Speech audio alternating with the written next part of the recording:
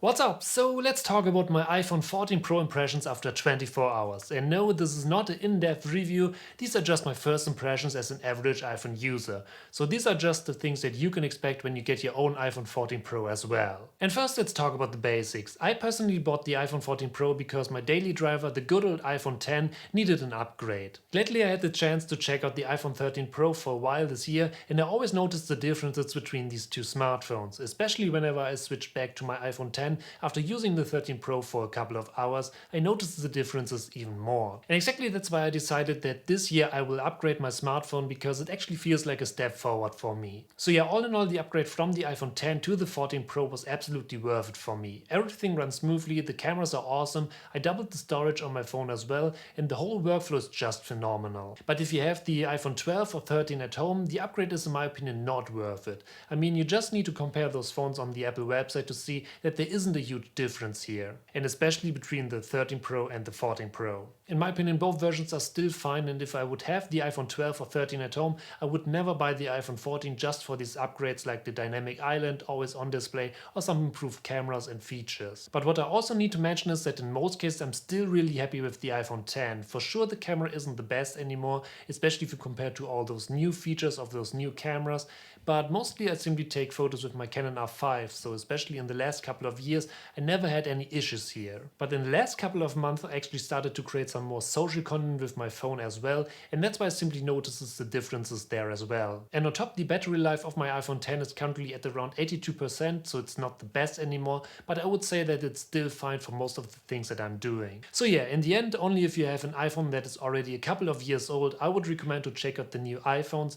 Otherwise, the upgrade is in my opinion not the best idea in most cases. But let's talk about the new iPhone a little bit. First, let's talk about the always on display after 24 hours. Well, on the one hand I really like this feature because you can always check all kind of infos on the lock screen without actually using or touching your phone. And it just looks great because the animation is really nice. So that is great. But of course, the always on display isn't new, and it can be a huge downside for home office productivity because you can always see what is going on. In these cases, you simply have to turn the phone around to avoid this completely, or you just have to turn this feature completely off. And on top, in the last couple of years, I never had one day where I said that hopefully the iPhone gets an always on display, because if you want to check your phone, you will simply grab it, or if something happens, you will get a notification on your lock screen. So basically, in the end, the always on display is, in my opinion, a really nice to have feature, but it's not a huge deal for me. But since these are just my first impressions, I think especially in the next couple of weeks this might change, especially when I'm using it on a daily basis. But currently it's more likely that I will switch this feature off, because in most cases I still think that I forgot to switch off the phone. So we will see. The next feature that we need to talk about is the dynamic island, and that is something that I personally really like. It's such a nice feature that actually adds some more great features that most people will use to the whole screen. The whole thing is in my opinion perfect for multitasking, and you simply don't have to switch between all kind of apps all the time,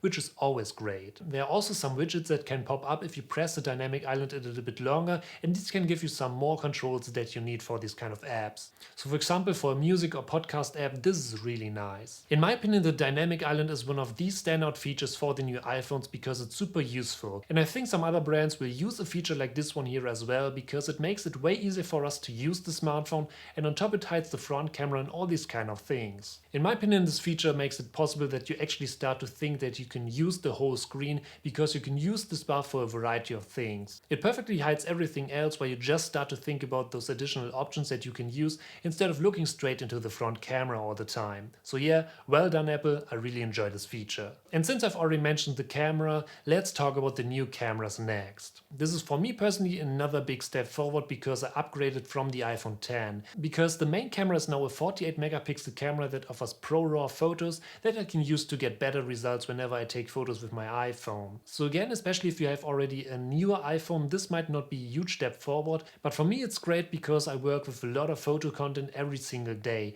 Now whenever I want to take a nice photo with my phone, I can simply use these raw images to get a clean result in the end, and that is really helpful, especially for me as a photo and video producer. So that alone is a great upgrade for me. And there's also an iPhone 14 POV photography session here on my channel, so if you want to check check out my first photography impressions, definitely watch this video. But so far I need to say that I really like the image quality of the iPhone 14 Pro. The images are beautiful, it is way easier to edit the images in Lightroom, and basically it just makes a lot of things way easier for me, especially for some on-the-go content creation. And that's why I'm really happy that I decided to go with the Pro version to get the full new camera upgrade. So yeah, for some quick on-the-go content productions, the whole package is just great. Another camera feature that I'm really interested in is the action mode for videos. So it works like a gimbal to create a super smooth shot, but it actually crops in these cases, so definitely keep that in your mind. I recently made some first test shots to check that out, but so far I need to say that especially for some smooth run and gun shots, it's a great feature. But in the end it always depends on what kind of footage you need, because sometimes just these super smooth shots can turn a good idea into a boring video, so definitely keep that in your mind before you press record. But all in all, I need to say that I really like this feature, especially for quick content creations. It's another great addition to create some stunning videos with just your phone. Another thing that I need to talk about really quickly are my accessories, and there are 4 things that I've bought for my iPhone 14 Pro. The first one is the case, the second one is the glass protector for the screen, the third one is a glass protector for the camera, and last but not least I bought the battery pack. I also got the AirPods Pro some time ago, so the first generation, but that's everything that I need to have a complete setup that I really like. In my opinion, this whole combo offers everything that you need to get things done. If you're interested in my top accessories for the iPhone 14 Pro, definitely check out the video here on my channel. But all in all, I definitely need to say that I really like the new iPhone 14 Pro, especially if you upgrade from an older iPhone, so iPhone 10 or older. I would say it's absolutely worth it because you will notice the jump here. The new iPhone 14 offers a lot of great features, a great design, a great camera, and everything that you need, especially if you use your phone to get things done. But in all kind of other cases, I think you could easily skip this upgrade because an iPhone 13, for example, is still absolutely worth it, and the newest features in the iPhone 14 Pro simply aren't a huge step forward next to those newer phones. But yeah, these are my iPhone 14 Pro impressions after 24 hours. What do you think about the iPhone 14 Pro? Write it down in the comments. So, thank you for watching, I hope you enjoyed this video, and if you're new, don't forget to smash that subscribe button to stay updated for our upcoming videos, and I'll see you in the next video.